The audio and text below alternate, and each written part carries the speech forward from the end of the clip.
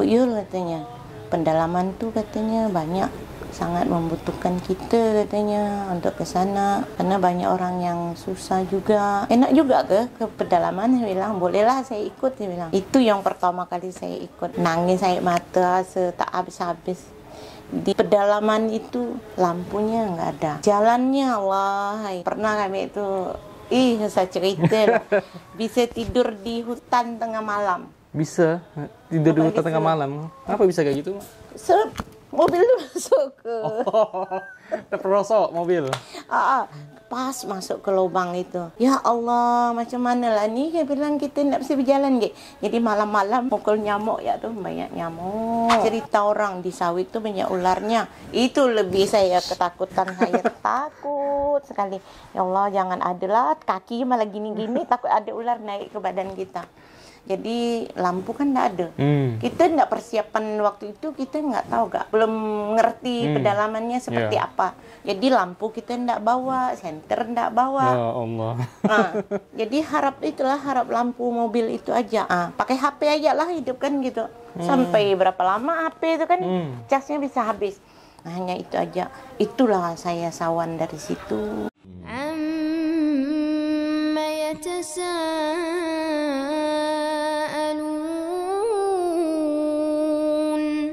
Assalamualaikum warahmatullahi wabarakatuh. Alhamdulillah kembali lagi di channel Sahabat Saudara Simat. Insyaallah bersaudara sampai surga.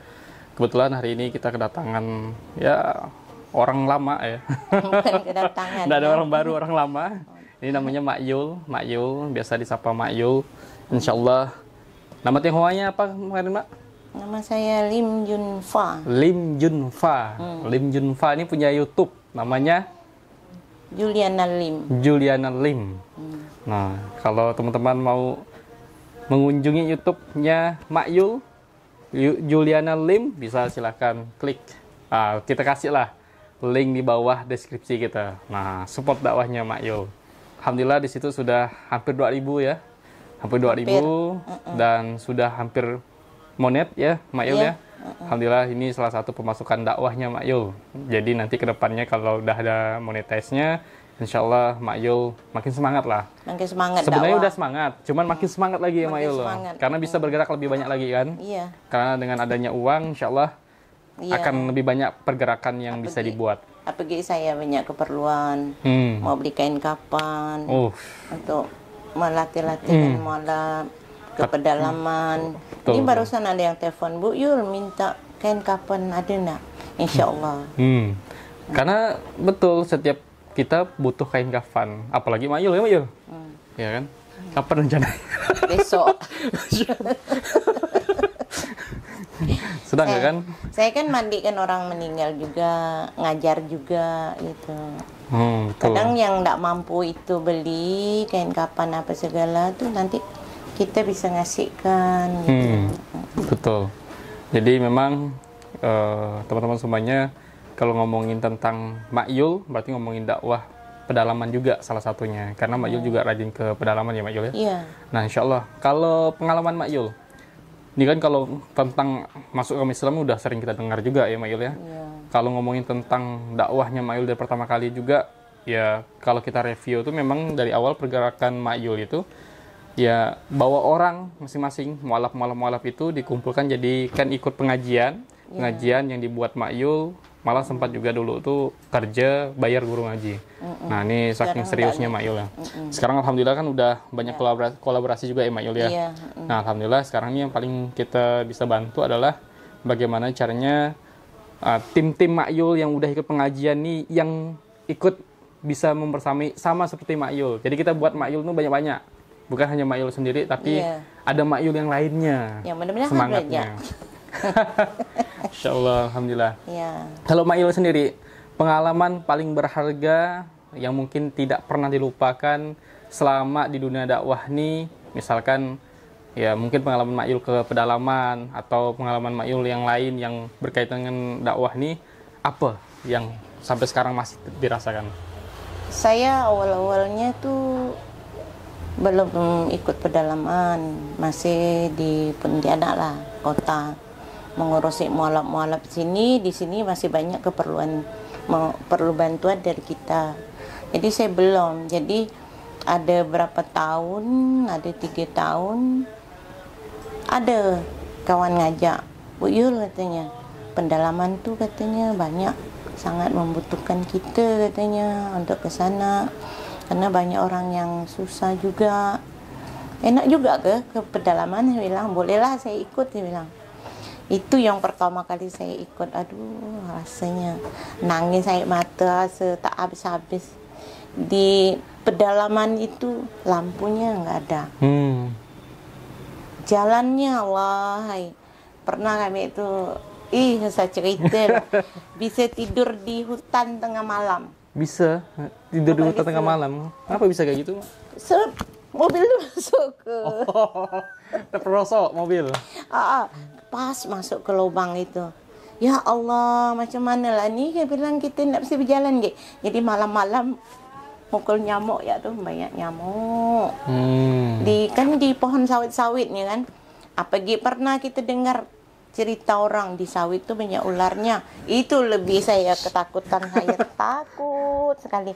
Ya Allah, jangan ada lah, kaki malah gini-gini, takut ada ular naik ke badan kita. Jadi lampu kan enggak ada.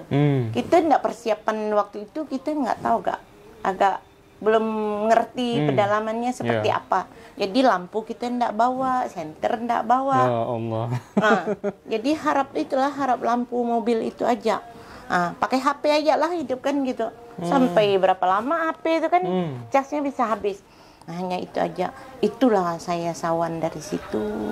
Kalau pergi jangan malam lah, besok-besok. Itu yang buat saya sawan. Itu yang buat saya ingat seumur-umur. Jalan tuh bukan enak. Jalannya gini tinggi ke bawah, ke atas. Sekali sampai ke kampung dia di mobil enggak bisa masuk ke kampung karena kan lewat gunung kan. Digonceng pakai motor. Ya Allah, hasil tanggal jantung saya. Ya Allah, begini ke pedalaman dia bilang. Kali dibawa pakai motor. Tapi lihai pula orang sana bawa motor tuh. Kalau orang sana memang lihai, karena makanan sehari-hari dah. Iya, jadi kita ni rasa keraskan badan kita duduk motornya, keraskan badannya, kasangkan takutnya. Kita ni nggak dibawa ya kita, kok jatuh mati lah, saya bilang, jatuh mati lah, itu yang kita pikirkan. Nah itu yang buat ingat seumur saya tuh. Daerah mana tuh, Mak? Daerah Bangkayang ke waktu itu kami ke sana. Padahal enggak jauh bener kan. Masih daerah Bangkayang sana. Oh, daerah Bangkayang. Karena banyak gunung ya. Tapi seru juga sih sebenarnya naik turun gunung. Iya. Seru tapi mencengkam. Iya. Malam-malam. Apalagi kita nengok ya, air yang mengalir itu kan itu hijau-hijau kan, kayak licin gitu kan. Iya. Tapi kok orang anak mahir bener ya bawa motornya. Oh. Itu yang kita hijau-hijau nih kayak rawa ya. Kalau rawa nih ada buaya. Itu lebih yang bahaya. buat sawan saya waktu itu tuh. Tapi itulah sangkan kita masuk pedalaman. Akhirnya dia masuk lagi. Oh, lihat keadaan daerah sana tuh memang sangat-sangat perlu bantuan dari kita. Karena mualaf enggak tahu apa-apa. Sering tuh di pedalaman tuh kayak gitu. Jangan nak baca apa Fatihah ya Bismillah dia belum bisa. Ya Allah. Itu mualaf atau apa tuh? Itulah aku bilang yang pedalaman. Saya tanya ngapa kamu enggak belajar? Suami saya tak belajar, Bu, katanya. Simpel ya dijawabnya. Suami udah belajar. Iya, saya tanya ngapa Ibu enggak belajar, Bu? Bilang, kan suku Dayak rata-rata di situ ya. Iya, kebanyakan ke pedalaman suku Dayak. Jadi saya bertanya lah, kenapa Ibu enggak belajar ngaji, belajar sholat? Suami saya juga enggak pernah belajar, Bu, enggak pernah ngajar, Bu, katanya. Suami enggak sembahyang, macam mana saya mau sembahyang? Betul juga kata dia. betul. Enggak salah juga. Enggak salah juga. Itulah. Jadi yang kami masuk pedalaman itu bukan hanya masuk pedalaman gitu aja, meninjau enggak.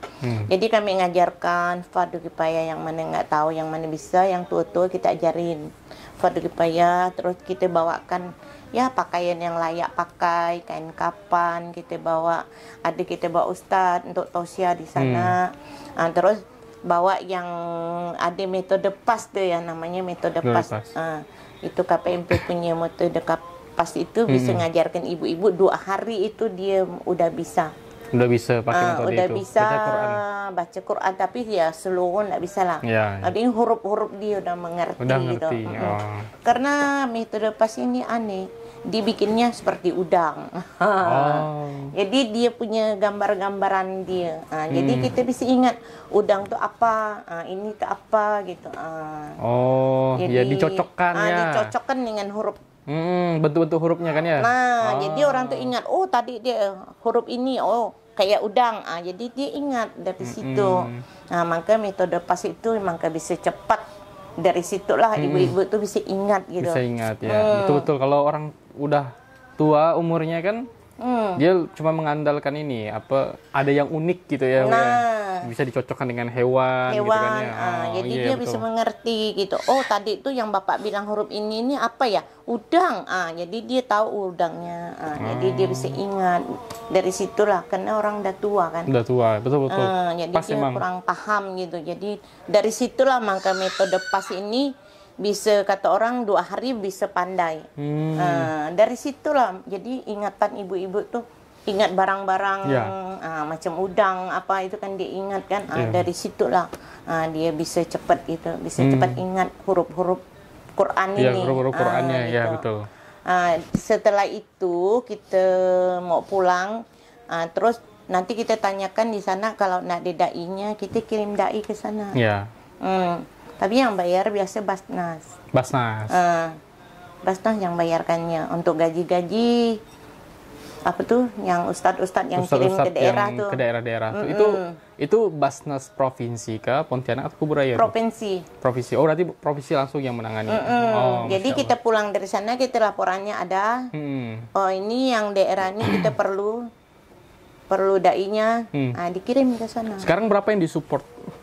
Dulu saya masuk pertama ya, yang dulu 1.500.000. 1.500.000 untuk satu orang. Satu orang. Itu berapa orang tuh, Mak Yul? Kalau misalnya satu daerah satu aja. Satu daerah satu, berarti misalkan ini kan 14 kabupaten kota kan, kalau di Kalimantan Barat itu 14 kabupaten kota itu. Tapi sudah enggak, ada. bukan gini, bukan hitung kayak gini. Hitung misalnya di Kubur Raya. Kubur Raya di mana titik yang tidak ada ustadznya. Dia berdasarkan titik yang tidak ada. Tapi kalau seandainya salah satu kabupaten kota ada itu 5 ada, dibayarin. Oh gitu. Tapi sekarang Mak Yul tahu nggak berapa yang disupport sama? Sekarang saya tahu 2.500.000. Naik sekarang ya 2.500.000.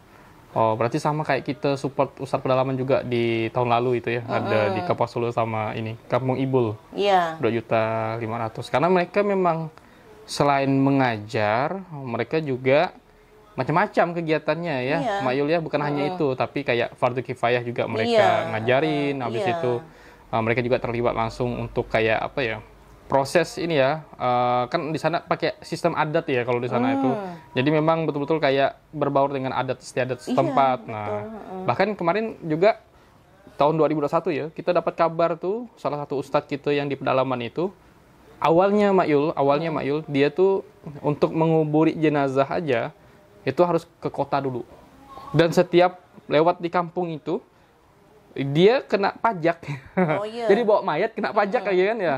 Ya ini bukan salahnya siapa-siapa emang, karena memang kebetulan juga selain minoritas memang ada nilai adat istiadat yang harus dipatuhi. Nah, cuman alhamdulillah kemarin tuh terakhir kita backup itu adalah tanah wakaf. Jadi memang kita yang harus gerak tuh Mak Yul. Tanah wakaf kita beli untuk kuburan. Jadi ketika udah terbeli tanah wakafnya, mereka nggak bingung lagi. Kan orang juga nggak bisa ngelarang. Karena itu udah punya tanah wakafnya miliknya Yayasan Muslim, kayak gitu, Mak Yul. Memang agak susah kalau pedalaman itu. Jadi harus kita turun langsung. Iya, sekarang seperti Bana. Bana itu kan udah pedalaman sekali ya. Kalau hari hujan, macam mana nak keluarnya? Betul. Nggak bisa keluar Bana kan, pedalamannya nggak bisa kan keluar nggak bisa keluar. Jadi di situ nggak ada yang fardu kifayahnya. Ibu-ibu situ tuh banyak yang nggak bisa. Di situ 32 kakak. 32 kakak. Mualaf semuanya. Itu jadi, kampung mualaf, bukan? Dia tuh enggak. Cuman kebetulan kakaknya 32. Kebetulan di situ dia. Oh, tapi belum berbentuk kampung gitu ya, Mak ya? Dia itu memang kampung, tapi orang kampung itu rata-rata masuk Islam. Oh, tapi bukan yang terusir kan ya, tapi Enggak. memang kebetulan. Kebetulan, Ya. kebetulan di situ gitu. Jadi rata-rata itu masuk Islam. Jadi saya tanya berapa kakak, 30 lebih kakak di situ. Itu sering sih kita masuk ke sana, ngajarkan fardu kifayah, ada berapa kali. Tapi ya namanya ya agak, dia tuh belajar tuh agak masih takut. Jadi masih belum bisa benar gitu. Itu kami mau kembali lagi ke sana supayanya bisa gitu. Kenapa bisa Ibu-ibu takut? tuh banyak takutnya. Karena itu rata-rata mualaf.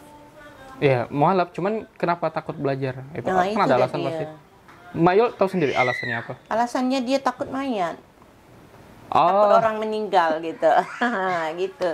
Ya, Jadi ya, ya. dia kemungkinan ya dia kan ya masih suku Dayak ya. ya. Suku Dayak itu kan di daerah itu kan rata-rata yang dilihat kan yang meninggal itu orang Kristen. Iya, betul. Begini-begini gitu kan.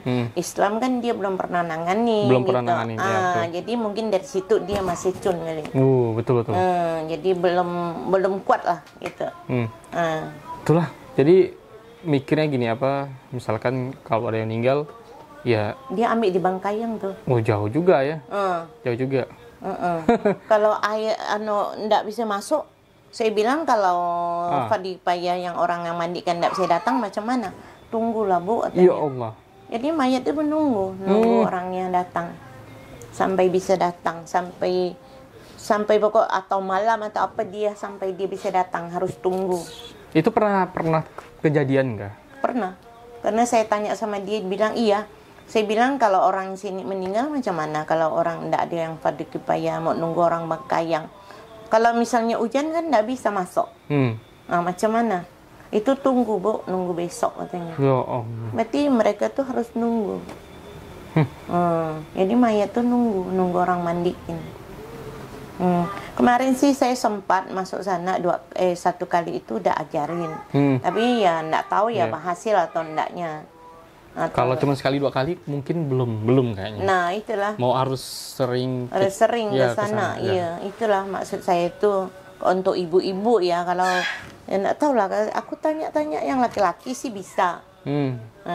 Bisa. Tapi ini apa maksudnya setelah Mak Yul ke sana, mereka kan tadinya kata Mak Yul takut lihat mayat kan. Nah, itu apakah ketika Mak Yul sudah udah mengajarkan kan? Udah diajarin. Udah diajarin. Apakah peminatnya banyak atau hanya segelintiran orang? Itu sedikit aja yang mau.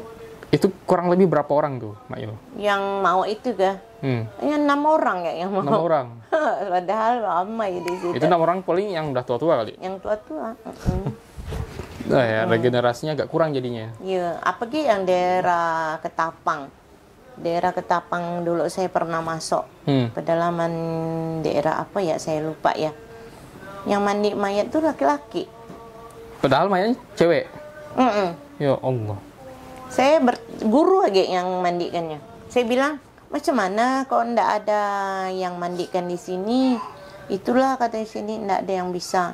Jadi kami ada masuk 2 kali atau 3 kali ngajar fardu kifayah. Nah, mudah-mudahan ya dia berhasil. Nah, maksudnya gini, Mak Yul, Mas kan itu ada gurunya kan. Ustadz yang memandikan itu tadi kasusnya di mana tuh? Di Ketapang. Di mana? Daerah di mana lupa. Pertengahan sini ya, belum sampai daerah Ketapang. Oh, belum sampai Ketapang. belum sampai lah ya. Nah, cuman masalahnya di situ ada guru, ya kan? Ada guru ya? Ada. Ada ustadz. Ada. Nah, tapi kok nggak ngajarin yang Nah, lainnya? itu makanya saya tak tahu. Kadang kain kafan pun ndak ada, Bu. Kalau ndak ada kain kafan macam mana kau pakai? Itu katanya pinjam di gereja. Pinjam di gereja, kok gereja ada? Saya bilang. Ada katanya di gereja, biasa beli 1 gulung itu kan untuk peti mati itu. Nah, dipinjam di situ. Dia itu bukan di Ketapang, belum sampai Ketapang, Bang. Kok jalan yang ada tol itu yang ke sana, apa tuh? Bukan tol ya? Jembatan Tayan ya? Jembatan Tayan, pertengahan tuh. Itu bisa masuk ke dalam sana. Saya cuma nggak tahu tempat sih. Tapi Iya, kalau aku ke sana lupa. udah nyampe. Lupa saya itu tempatnya. Udah lama sih kami masuk dulu. Karena susah masuk. Unik juga ya, maksudnya ya kenapa ya ujung-ujungnya gereja juga yang membantu. Karena susah masuk sana jalannya, Bah. Jalannya susah, jalannya Kecil becek. ya? Kecil dan becek. Bukan becek, kuning. Tanah kuning. Oh, susah Kalau itu. hujan tuh susah nyampai. Kalau kering alhamdulillah. Tapi kalau udah hujan, Kalau oh kita jangan. mau ke sana, kita harus pilih nggak hujan. Itu sepeda motor tuh lari itu. Iya. Pakai mobil. Nggak bisa. Sangat dia tuh ya rata-rata yang ini ya, yang masuk Islam mualaf masuk orang suku Dayak masuk Islam itu rata-rata tuh yang di terpencil gitu yang pedalaman-dalaman gitu Itu yang banyak yang masuk Islam. Yang banyak orang masuk Islam yang gue heran. Yang terlalu ini maksudnya pedalaman sekali, tapi masuk Islam. Itu ada aktivitas apa? Apakah ada sawit? Ya betul, ada sawit. Cuman maksudnya mereka masuk Islam tuh kebanyakan gara-gara apa? Gara-gara kerja sawit lah katanya. Iya tuh. Yang sama-sama Nore, dari Jawa, dari mana kan? Yes. Itu berarti pergaulan ya? Pergaulan. Rata-rata itu. Saya bilang macam mana kalau sampai dalam ini banyak benar mualafnya, saya bilang. Karena orang tuh kirim dari Jawa. Kerja sawitnya di situ. Temu jodoh orang Dayak. Nikahlah di situ. Jadi makanya dalam sekali lampunya nggak ada. Betul. Maksudnya ya alhamdulillah dapat hidayah kan, walaupun wasilah pernikahan. Cuma masalahnya ya setelah dapat hidayah juga tidak ada pembimbing. Pembinanya nggak ada. Pembinanya tidak ada. Ditambah lagi suaminya kurang mendidik ya. Iya. Dan kita juga tidak tahu banyak orang Islam tapi kan statusnya Islam KTP. Cuman tidak menjudge ya ini oknum. Cuman masalahnya ya ini kan udah bawa anak orang dari agama sebelumnya bukan Islam ke Islam kan? Ya berarti tanggung jawabnya bukan hanya sebatas dapat hidayah aja, tapi ada kelanjutannya nih, ibadah lainnya yang harus dijalani. Salah satunya bagaimana cara dia bisa sholat dengan baik. Karena ya kan? Kadang-kadang suami yang tidak mendukung, itulah akhirnya seperti itu. Ada satu daerah yang saya masuk di Sanggau ya, Sanggau Sungai Bamban namanya. Sungai Bamban ya, kita naik sepit sampai ke Sanggau, mobilnya letak tepi sungai itu. Dia nitip di masjid di surau. Kita masuk pakai sepit pendek. Sampai 2 jam 3 jam masuk pedalaman. Itu dalam sekali, lampu juga nggak ada. Itu sangat banyak mualafnya, pembinaan nggak ada. Saya udah 3 kali kirim dai ke sana. Kenapa dai keluar terus? Nah ini baru kirim balik kayak satu. Kirim balik lagi satu, tapi orang yang beda. Beda-beda. Kirim masuk nggak lama, nggak tahan lama, keluar lagi. Itulah susah. Kalau Mak Yul sendiri udah tahu alasannya apa? Kenapa mereka nggak betah? Nah itulah di sana tuh karena terpencil kali ya. Oh terpencil. Tidak ada sinyal? Sinyal ada. Cuman ya nggak seperti kita kota bisa kemana-mana gitu. Berarti ini jauh di pedalaman. Jadi dia mau kemana-mana kan nggak bisa gitu. Hanya di situ aja. Tiap tahun kan mungkin membosankan. Membosankan udah pasti. Cuma masalahnya di sana itu mayoritas apa agamanya? Banyak. Orang Melayu juga ada. Orang Melayu ada, tapi kebanyakan orang Dayak. Berarti minoritas di pedalamannya. Mungkin kurang hiburan aja kali itu. Biasalah. Ustadz muda kali dikirim nih. Kemarin awal saya kirimkan Ustadz muda. Nggak tahu lah masalah apa balik. Ini kirim yang kakek-kakek yang punya anak sama bini, aku kirim anak balik gitu. Itu apa masalahnya? Sempat nanya enggak? Katanya sih dia punya anak kan 3. Istrinya apa? Kurang dana. Itu kalau boleh tahu itu support dari mana tuh? Kemarin dari Basnas. Berapa dibayar? Dengar sih 2,5. 2,5 kurang. Kalau di pedalaman biasanya ya banyak sih, maksudnya apalagi dia guru ngaji kan ya. Kalau setahu saya beberapa guru ngaji yang pernah kita tangani di pedalaman itu, mereka malah kalau makanan tuh enggak kurang karena ada yang bawa dari jemaah-jemaahnya. Biasa itu ada, cuman itulah kami pun ya sampai sekarang saya tuh enggak tahu apa sebabnya dia balik. Ada Pak Darwin bilang nggak dibayarin sama Basnas, dia bilang. Kenapa nggak dibayarin? Katanya bulan Juni udah dibayar, emang bulan ini belum dikirim katanya.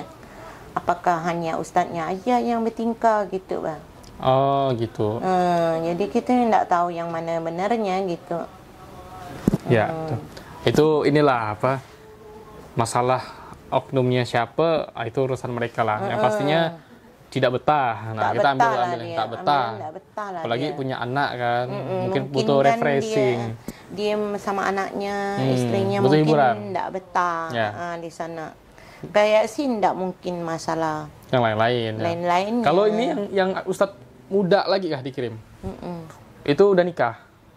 Belum, Belum nikah. Usia berapaan tuh, Mbak? masih muda. Ya umur berapa ya, nggak tahu ya. 20 lebih kan asal waktu itu. 20 Anak ustaz lagi dikirim anak. Nah, Ustadz. Yang dari Mampawa. Oh, tadi Mempawah. Berarti udah selesai mondok. Nah, selesai mondok dikirim ke sana. Oh, mau dikirim ke sana. Udah selesai, Oh, udah udah balik dah dia tak mau lagi sana. Ya Allah, berapa lama ke sana? Kayak sih 1 tahun lebih ya. Itu udah lumayan lama Mungkin juga. nggak dapat jodoh kali. Balik lagi. Ya, kebanyakan kayak gitu. Kami dulu ya punya salah satu ustadz itu dari Malaysia. Dari Malaysia, kemudian ya tadi wasilahnya inilah apa Oh, yang saya ada pergi nikahannya tuh. Yang Ya, dikasih ya. nikah gitu situ. Betah kan dia? betah. Yang dari Malaysia nggak dapat jodoh, akhirnya balik ke sini dapat anak, jodoh. Dapat jodoh. Kembang desa. Kembang desa dia dapat. Iya, saya kan ada hadir Kembang waktu desa. itu. Alhamdulillah betah sampai sekarang malah. Sampai sekarang Alhamdulillah. betah. Nah, mungkin kayak gitu strategi. Iya. Biar betah di pedalaman. Pedalaman Ya, namanya tuh- juga pedalaman kan. Pedalamannya sulit, bukan apa, enggak semua orang tuh betah. Enggak Emang- semua orang betah. Dicariin dan alhamdulillah kembang desanya juga mau. Masya Allah, Saya tabarakallah. bilang satu-satu carikan jodoh, jadi dia Carikan jodoh. betah. Apalagi anak muda kan. Anak muda, itulah. Alhamdulillah. Jadi sekarang dia kita agak sulit ngirim-ngirim orang untuk ke daerah tuh, Bah. Banyak yang enggak mau. Oke, Mayul, kita kan dari tadi kan ngobrol tentang guru ngaji kan. Nah, ini kita teman-teman abang kakek Buddha sekalian, kita punya program nih. Kemarin kita udah diskusi ya Mayul ya, bahwa kita akan buka TPA Saudara Seimam. TPA Saudara Seimam ini sebenarnya udah lama, udah ada. Dari tahun 2021 awal kita terbentuk itu sudah kita jalankan. Cuman TPA-nya terarah satu tempat. Ada di Masjid Munzalan, Serdam, dan di Ampera kan Mayul. Iya. Nah, sekarang kita karena udah lama juga kita didik beberapa orang, dan alhamdulillah di tahun 2024 kita dapat amanah menjadi legalitas sendiri di luar dari Yayasan Munzalan. Alhamdulillah dapat amanah dari para kiai, para ustadz. Nah, kita mau buat program yang cukup berbeda. Jadi bukan hanya terarah ke kita aja belajarnya, tetapi mereka juga dikasih kesempatan untuk mengajar. Jadi orang-orang yang udah belajar sama kita, alhamdulillah sudah masuk dalam masa-masa ini ya, bacaan Quran. Nah, itu kita kasih amanah menjadi guru ngaji. Dan kebetulan ternyata selama ini mereka juga udah mengajar. Iya kan? Udah mengajar di luar dari arahan Saudara Siman. Tapi alhamdulillah ini yang bakal kita support. Nah, jadi rencananya memang kita tahu data-data mualaf yang mustahik juga dari guru-guru ngaji yang bakalan kita support ini. Kan guru-guru ngaji ini kita bantu per bulannya. Ya kayak ustadz pedalaman lah, digaji. Iya. Nah, mereka memang enggak minta gaji. Cuman ya kita yang pandai-pandai kan. Kita yang pandai-pandai ngasih mereka. Paling enggak lah mau lah untuk apa keperluan apa. Operasional ya utama kan. Kan ada juga beberapa ustadz itu yang buka pengajian itu hanya di rumah mereka kan, di Iya. rumah mereka. Dan kebetulan saya lihat ada yang pakai kipas angin ya kan. Kalau kipas angin kan udah otomatis larinya ke listrik. Iya. Listrik ini butuh Mau dibayarkan. dibayar. Nah, ditambah lagi ya tenaga mereka ya mestinya harus dibayar. Iya. Nah, makanya harapan kami untuk abang kakek bunda sekalian ya khususnya, ini bisa nanti dipotong juga sebagai video fundraising kita. Masya Allah. Kita berniat untuk mensupport guru-guru ngaji yang khususnya mereka pernah mu'alaf. Mantan kafir lah. Mantan kafir, belajar, menjadi guru ngaji, ustadz, ustazah. Kemudian mereka dikasih kesempatan punya TPA sendiri dan legalitasnya dari Saudara Seiman. Alhamdulillah dari Saudara Seiman nanti mensupport bulanannya. Bulanannya bisa untuk paket. Tapi insya Allah kami juga ngasih materi. Dan ini dalam tahap fundraising ya. Nah, makanya kami tidak muluk-muluk. Kami minta itu 25.000 untuk satu orang dalam 1 bulan. Nah, semakin banyak abang kakek bunda sekalian bergabung ke Baitul Mal Saudara Siman, ke yayasan kami Saudara Siman, maka semakin besar pula lah harapan mereka. Karena ini bukan harapan kita aja, tapi harapan kita bersama. Jadi dari 25.000 satu orang ini terkumpul 1.000 orang. Alhamdulillah kita bisa mensupport guru-guru ngaji. Karena kalau kami lihat data statistiknya itu 315 guru ngaji yang mesti kita support ya Mak Yul. Dan kemudian ada 1015 orang target sasaran menerima paket sembako setiap bulannya. Mestinya kayak gitu. Karena memang kita kekurangan dana, kekurangan tenaga, kekurangan pikiran, maka ketika kita sudah bisa fundraising secara stabil, insya Allah kita akan nambah tenaga. Ketika tenaga sudah bertambah, insya Allah akan berjalan dengan baik. Sistem manajemennya, birokrasi, dan lain-lain. Yang perlu kita perhatikan adalah kita resmi secara negara. Nah, makanya kami ini punya beberapa divisi kan. Salah satunya Baitul Mal Saudara Seiman itu wajib setiap orang mengeluarkan hartanya, zakat. Nah, 2,5% itu wajib mereka keluarkan apa untuk membersihkan hartanya setiap bulan. Ini khusus yang profesi. Makanya kalau abang kakek bunda sekalian, kita punya website Mak Yul. Nah, ada namanya saudaraseiman.com. Saudaraseiman.com ini ID, sorry. Saudaraseiman.id, insya Allah itu bisa diakses dengan mudah. Nah, di situ ada beberapa program kita. Nah, saya sebutkan satu-satu ya teman-teman, abang kakak bunda sekalian. Ada, kita mau bangun masjid Mak Yul. Kita bangun masjid biar apa? Biar mualaf itu betul-betul ngerasa ruhnya. Bisa ngerasa, oh ini masjid kita nih, mualaf. Nah, karena betul-betul mualaf yang bangun misalnya gitu. Dibantu dengan abang kakak bunda sekalian. Jadi amal jariahnya. Insya Allah, apapun yang disumbangkan, entah itu bentuk materi, entah itu bentuk material, insya Allah kami sambut. Alamat kami nanti kami cantumkan di link deskripsi. Punya program Pondok Saudara Seiman itu ada namanya Mualaf Shelter. Mualaf Shelter ini Mak Yul kan banyak cerita ke kita bahwa banyak mualaf Mak Yul itu juga mereka kadang-kadang kesulitan tempat tinggal. Yeah. Mereka tuh kadang-kadang dibuang dari keluarga. Ada yang mereka itu tiba-tiba ketika udah cerai itu ya nggak ada tempat karena terusir. Nah. Yeah. Kita mesti punya tempat perlindungan untuk mereka, biar mereka tidak balik ke agama lamanya. Minimal peluang misionaris itu tidak ada. Nah, kita buat kayak gitu. Mualaf Shelter ini juga bukan hanya mereka tinggal aja di situ, mereka juga dikasih amanah. Amanah mereka macam-macam. Ada yang bisa masak, masak, alhamdulillah. Ada yang bisa jualan, kita kasih modal. Modalnya dari mana? Dana zakat juga bisa dijadikan modal, insya Allah. Iya. Kemudian ada beberapa orang yang bisa ngaji, alhamdulillah kita kasih tempat untuk ngaji. Jadi memang skill mereka juga dipakai, bukan hanya mereka tinggal di situ. Ini namanya produktif. Nah, jadi memang kita menyalurkan secara produktif, tidak menabur garam di lautan. Jadi tidak jadi apa-apa. Nah, terus kemudian kita punya program juga itu support guru ngaji tadi, support guru ngaji pedalaman, support guru ngaji yang ada di sekitar kota. Kota yang kita kota banyak, juga banyak juga kan Mak Yul? Banyak juga kita membantu. Banyak kita. Dan saya ini selama ini kan sudah ada TPA berapa titik saya tuh ya. Ada 4 titik juga. Kalau yang 1 titik udah dibantu oleh Tokya. Yang punya Ibu Emi itu. Oh, Bu Emi, Ismuhu Yahya. Ismu Yahya yang bantu. Alhamdulillah. Jadi yang ada 3 ini, 4 dah sekarang kan. Belum ada. Ya. Semoga Saudara Seiman ini bisa bantu kita untuk yang TPA ini. Ya, insyaallah. Apa TPA yang diterima kami ini kebanyakan orang yang tidak mampu. Ya. Yang anak yatim, dia mau masuk TPA lain kan bayar. Iya, bayar. Biayanya kan tidak mampu kan, orang tuanya tukang nyuci, kan tidak mampu dia. Betul. Kalau kita ikut kita kan nggak bayar kan. Betul. Jadi anak yatim juga banyak yang gabung sama kita ngajarin. Ada kemarin yang udah aktif tuh 3 titik udah aktif. Yeah. Sekarang saya 1 lagi yang di Serdam nih. 1 titik kemarin udah yang daftar udah ada 12 orang. Sore ini mulai. Sore ini mulai ya? Mulai aktif mengajar. Aktif ngajarnya. Insyaallah, alhamdulillah. Jadi keinginan saya bagaimana nanti kalau kita ada dana lebihnya, jadi semua titik TPA itu kita bikin seragamnya sama. Ya. Biar ada ciri khasnya Mak Yul. Jadi dari Saudara Seiman. Jadi ibu-ibu yang nyumbang sama kita itu, oh ini bajunya Ya, betul, udah. betul. Jadi semua TPA itu kita baju itu semuanya. Insyaallah. Jadi satu helai baju untuk anak-anak biar dia senang juga Ya. anak-anak kan. Apakah dia selama ini ikut TPA hanya baju dari rumah, compang-camping dah pergi. Jadi tidak merasa baju seragamnya kan. Kalau yang TPA yang bayar itu kan ada biasa 3 setel, udah ada. Ya. Jadi maksud saya itu maunya seperti itu. Ya. Alhamdulillah. Oke. Nah, teman-teman, kita dapat jawabannya.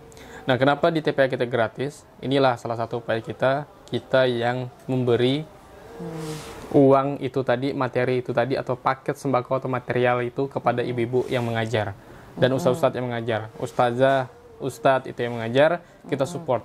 Biar apa? Biar tidak rusak keikhlasannya.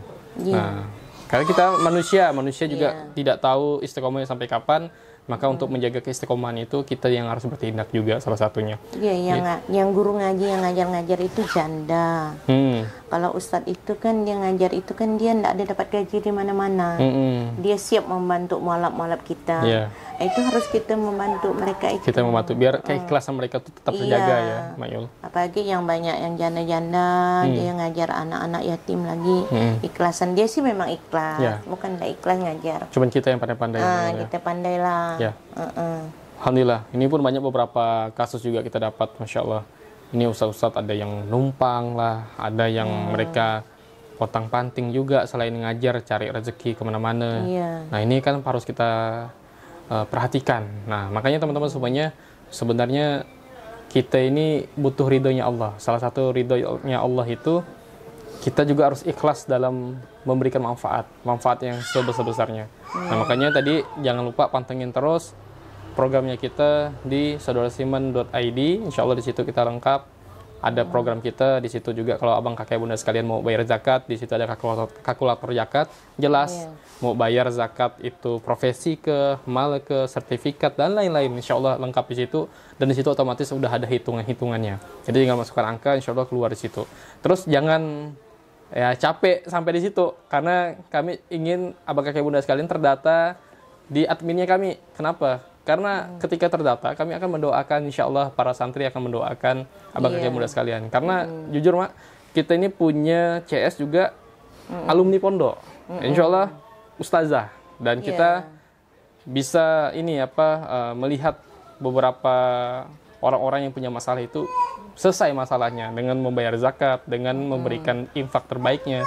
Insya Allah kita doakan selalu. Nah, inilah pentingnya doa. Walaupun kita tidak berniat dapat doa, insya Allah kalau kita dapat doa secara langsung, insya Allah akan lebih mudah kehidupan kita. Diridhoilah semua pergerakan kita. Alhamdulillah, hanya itu yang dapat saya sampaikan. Ingat tadi, selain support guru ngaji, kita juga support mualaf yang mustahik.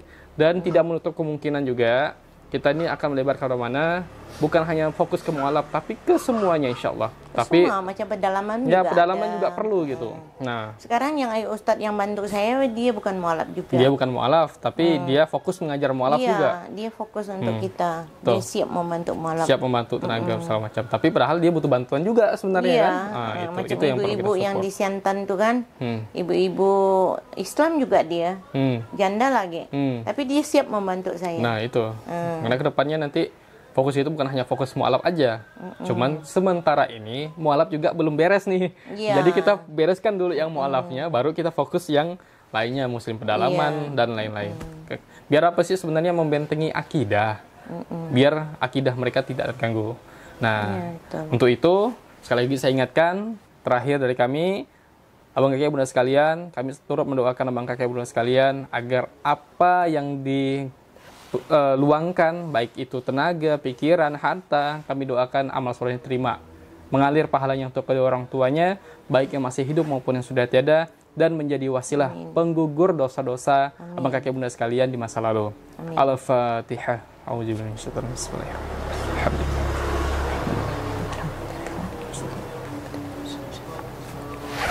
Amin, amin, amin ya rabbal alamin. Dakwah terus tanpa henti, istighfar terus sampai mati. Mari kita bersaudara sampai ke surga. Akhir kata dari kami, yang baik-baik dari Allah, yang kurang baik dari kami pribadi, mohon dimaafkan. Wabillahi taufik wal hidayah. Wassalamualaikum warahmatullahi wabarakatuh.